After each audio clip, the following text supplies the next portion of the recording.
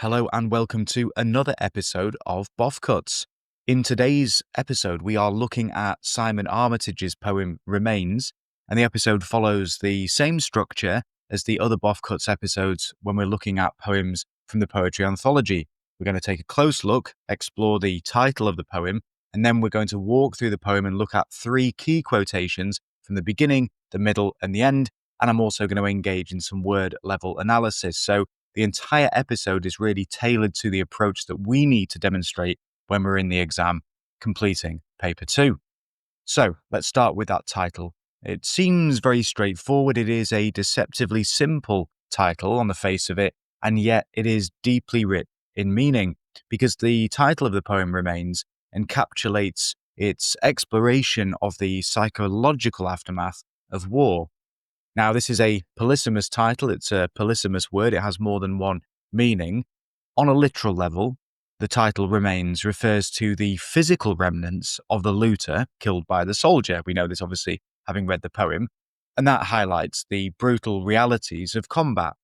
However, the title also signifies, and I think this is really key, the lingering psychological effects, the memories and guilt that persist long after the physical event has actually ended. This duality, again conveyed by the polysemous title, underscores the poem's central theme, namely the enduring impact of traumatic experiences on soldiers even after they have long left the battlefield. So by choosing the title Remains, Armitage is able to emphasize that while physical confrontation may be over, its consequences remain embedded deeply within the soldier's psyche. And what that does for us is illustrates the haunting nature of post-traumatic stress disorder, as we term it today, PTSD, but also the moral complexities faced by those in combat. Now, turning to our analysis of quotations, we're going to start with a really critical one, which is probably armed, possibly not. Now, this refrain-like phrase appears first when the soldier, speaker, narrator of the poem describes a shooting of a looter. The uncertainty, expressed in probably armed, possibly not, shows that the soldiers did not know, clearly for certain, if the person actually posed a genuine and real threat. Now, the ambiguity here is crucial. It's the doubt that later fuels the narrator's guilt, the speaker's guilt, and also their PTSD. Now, the casual colloquial tone, notice that this doesn't have that formal phrasing that we might associate with poetry generally, belies the heavy weight of the speaker's uncertainty. By repeating the phrase, it appears actually twice in the poem, Armitage is emphasizing how this uncertainty haunts the speaker's mind. Thematically, the quote highlights the moral conflict and guilt central to the poem. In the heat of the action, in the fog of war, the soldiers justified opening fire by assuming the looter was armed.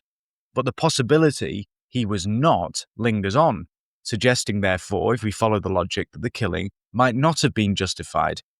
Now, what this does is reflects the often split-second, rather murky decision-making process in war and its lasting impact on soldiers. The phrase's simplicity and rhythm makes it stick in our mind just as it sticks in the speaker's. It's very easy to recall this line. It conveys the psychological power of doubt.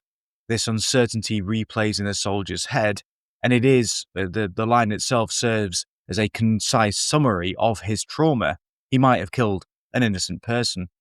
It also ties into the reality of conflict and its after effects. Unlike glorified tales of war, note the contrast here with something like Charge of the Light Brigade, here we see confusion and remorse. As is the case throughout the entire poem, Armitage's language is deliberately everyday. There is no high, poetic, in inverted commas, diction, showing how the memory is looping in his mind, an unresolved raw thought, rather than some noble and glorious narrative. It is an unresolved tension, probably, possibly, and it underscores the poem's commentary on how soldiers carry that burden of moral ambiguity. The speaker cannot find closure because that uncertainty is not resolved, and so he's stuck in this guilty loop. Probably armed, possibly not, is then a microcosm of the poem's exploration of guilt, responsibility, and the haunting nature of memory in the aftermath of combat. The next quotation is, "I see every round as it rips through his life."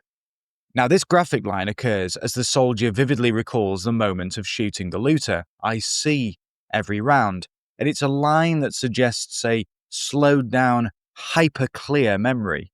He recalls each bullet or round that was fired.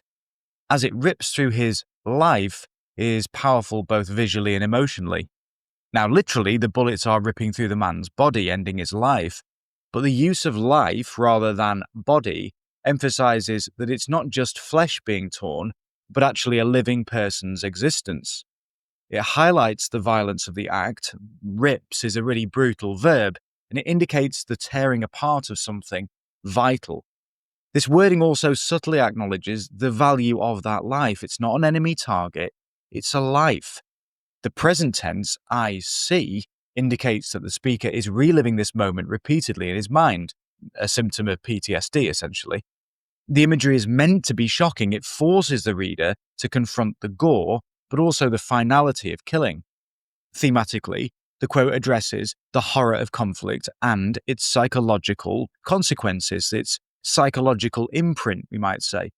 The soldier cannot escape this scene. It is seared into his memory in extreme detail, and this is part of the trauma. The killing is over physically, but for him, it's never over. He continuously sees it. Rips through his life is also very sudden. It's that violent interruption of a life story. One moment, a man, a looter, is running. The next, he's shredded by gunfire. That very human term, life, counterbalances any earlier dehumanization, even the term looter. It deepens the sense of regret. So in the poem, remember, immediately after this, he says, "I see broad daylight on the other side." This is a gruesome detail. On one level, it's implying the bullets actually sort of tear the man open, and again reinforces how vivid and horrifying the recollection is. But together, these images elucidate the theme of the lasting personal effect of violence. War memories intrude continuously on the present. That alliteration in round and rips also, we can note, intensifies the sense of harshness. So this is a quote that ultimately underscores Armitage's commentary on conflict, modern conflict. The killing itself is horrific, but the mental replay and guilt is an enduring internal conflict for the soldier long after the physical battle is done. Now, the final line we're going to look at is right at the end of the poem, "His bloody life in my bloody hands." Now, this is, of course, as we know, the concluding line of Remains, and it's absolutely laden with meaning. The word bloody functions on two different levels, literally and also colloquially. Literally, it suggests, of course, blood, the man's life, blood is on the speaker's hands, as in, he is responsible for the killing.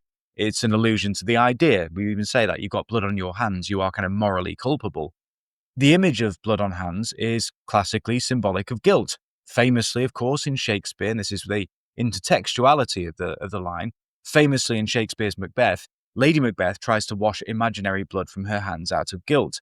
But colloquially, bloody is a British expletive or intensifier, and we use it to express anger or frustration. So his bloody life can mean something like his damned life, as if the soldier's bitter or angry that the man's life is haunting him, and my bloody hands can imply both my hands stained with blood and also, again, that sense of irritation and frustration, the inescapability of the moral responsibility. So the repetition of bloody gives it this dual meaning and emphasizes the soldier's anguish. It's a line that encapsulates the themes of guilt and, crucially, personal responsibility. By saying that life is in my hands, and hands being often used as a symbol, as they are in Macbeth, a symbol of action and involvement in the world, the soldier acknowledges his ownership of what he did. It's a weight that he carries. So the tone then, we can discern, is one of despair and perhaps even self-disgust. Throughout the poem, the soldier's been trying to process what happened, and by the end, he's left with this stark image of guilt that he cannot shake.